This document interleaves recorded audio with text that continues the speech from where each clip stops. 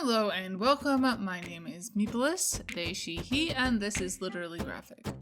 And today we are looking once again at a manga by Jiro Taniguchi. Links in the cards to all my other reviews of his work. But this time we are flipping through Guardians of the Louvre.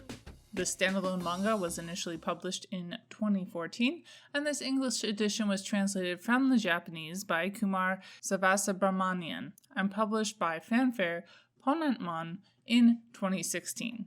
As the title points to, this manga is also another addition to the Louvre comic book series. I previously read two other books in the series, On the Odd Hours by Eric Leberge and Cats of the Louvre by Taiyo Matsumoto.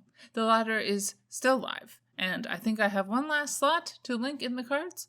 I could be wrong, but I suspect that the Cats of the Louvre will always and forever be my favorite in the series, but who knows? This installment, while not bad, certainly did not threaten to replace it. Content notes for bombing during World War II, being sick while visiting a foreign country, and museums, obviously. Moving along to creator biography, as per usual, I will recommend you to my review of A Distant Neighborhood for a bio, although A Zoo in Winter is credited as Taniguchi's most autobiographical work. Keywords that came to mind: travel, Europe, history, culture, destruction, and dream. The Goodreads description is, quote, acclaimed manga artist Jiro Taniguchi provides the latest entry in the Louvre collection of graphic novels.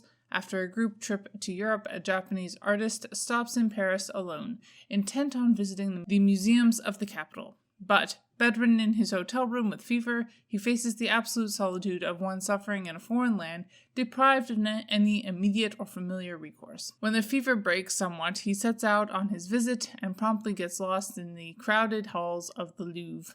Very soon he discovers many unsuspected facets in this world, in a museum, in a journey, oscillating between feverish hallucination and reality. Actually able to speak with famous painters from various periods of history, led to crossroads between human and personal history by the Guardians of the Louvre. End quote. Launching into my opinion, the first thing that struck me was how much stolen material resides in museums in general. For better or for worse, the majority of items highlighted in this comic are fairly tightly associated with the European footprint of modern France, so this was mostly just me being impacted by other things I've been reading and or listening to.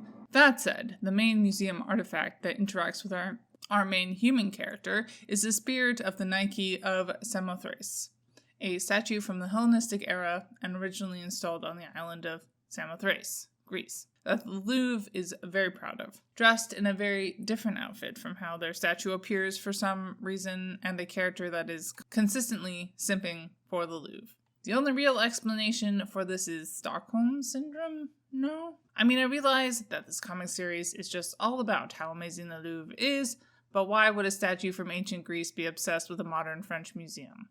The believable motivation just was not there. While not exactly the same thing, obviously, you can check out a link in the description to the podcast Stuff the British Stole.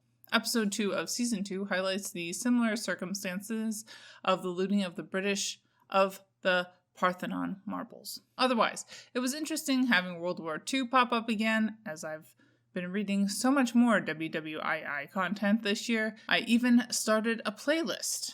Having the main spirit of the Louvre be a woman, though, does help balance out the gender representation in this book, more so than other Taniguchi work anyway, although still very binary, obviously. That said, it almost feels not worth mentioning that the main male protag is arrow straight, as that is what I've come to expect from Taniguchi. Any class that actually has to worry about money is not really represented here. And while the main protag was sick, it's temporary and rather low-key. So I'm pretty sure it doesn't really get any points for not just assuming everyone is able-bodied almost all the time. But as I usually say, not the final judge on that. Race, again, doesn't come up at all. This is largely a setting and vibes-based story. It's about art, and at its most dramatic, risking life and limb to preserve it. It's okay. 2 out of 5 stars. Bye, y'all. Keep reading an organized and capitalist depression. And Literally Graphic is created on land that should be given back to the traditional landholders. which in this case is, to my knowledge, the Mississaugas of the Credit First Nation, an Anishinaabe people, the Haudenosaunee Confederacy, and the Huron-Wendat Nation.